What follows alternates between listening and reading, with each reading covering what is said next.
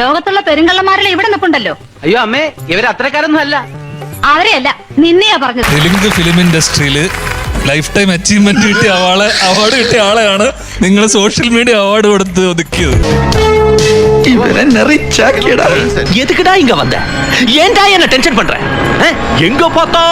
അളിയൻ ഇപ്പോഴും മലയാളം മറന്നില്ലല്ലോ.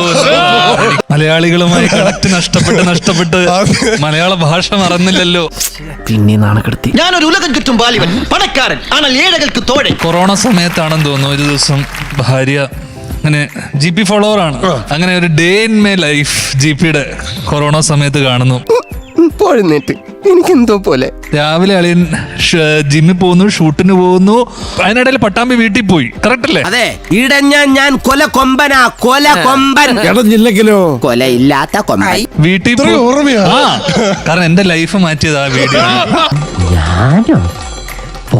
ജ്വല്ലറിയുടെ പരസ്യത്തിന് പോകുന്നു, രാത്രി ലേറ്റ് നൈറ്റ് വരെ ഷൂട്ട് കഴിഞ്ഞിട്ട് അളിയൻ തിരിച്ച് ഡ്രൈവ് ചെയ്ത് എറണാകുളത്തേക്ക് വരുന്നു.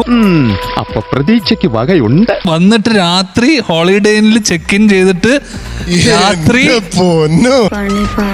ഇനിയിപ്പോ എന്താ ചെയ്യാ? ഒരു ആന കുത്താൻ വരികയാണെന്ന് കരുതി നീ അങ്ങോട്ട് നേരിടും. ഈ കൊറോണ സമയത്ത് എന്റെ ഭാര്യ പറഞ്ഞു, കണ്ടില്ലേ, ബി ലൈക്ക് GP. നിങ്ങൾ ഇങ്ങനെയാണോ ജീവിക്കുന്നത് മനുഷ്യ? ഒരു കയ്യബദ്ധം നാറ്റുകരുത്. സാരില്ലടാ, നീ എവിടെ പരിപാടി അവതരിപ്പിച്ചാലും ഇത് തന്നെയാണല്ലോ അതിന്റെ വിധി. രാവിലെ എഴുന്നേക്കുന്നു, ഭക്ഷണം കഴിക്കുന്നു, ഉറങ്ങുന്നു, എഴുന്നേക്കുന്നു, ഭക്ഷണം കഴിക്കുന്നു, ഉറങ്ങുന്നു. GPയെ കണ്ടുപിടിക്കും. ഇപ്പൊ നമ്മൾ അനുഭവിക്കുന്ന ധ്യാൻ ശ്രീനിവാസന്റെ കാരണം ആ വീഡിയോ ആണ്. അടുപ്പിൽ ഊതനവന്റെ ആസനത്തിൽ തന്നെ ഊത്. എന്റെ എല്ലാ മാനവും പോയി. ആ മലയാള സിനിമയിൽ ഇത്രയും സജീവമാകാൻ കാരണം, ഇത്രയും സിനിമ നിങ്ങൾ എന്നെ വെറുക്കാൻ കാരണം. നീ ഒരു ഉപകാരം ചെയ്യോ? ആ ഡ്രൈവിംഗ് സീറ്റിലോട്ട് കയറി ഞാൻ ഇവിടെ ഇങ്ങനെ കിടക്കാം. നീ ആ ഫസ്റ്റ് ഗിയർ എന്നെ നെഞ്ചത്തൂടെ കയറ്റി ഇറക്കണം. പുല്ലേ ഒരിക്കലും എന്നെ വെറുക്കരുത്. ഈ GP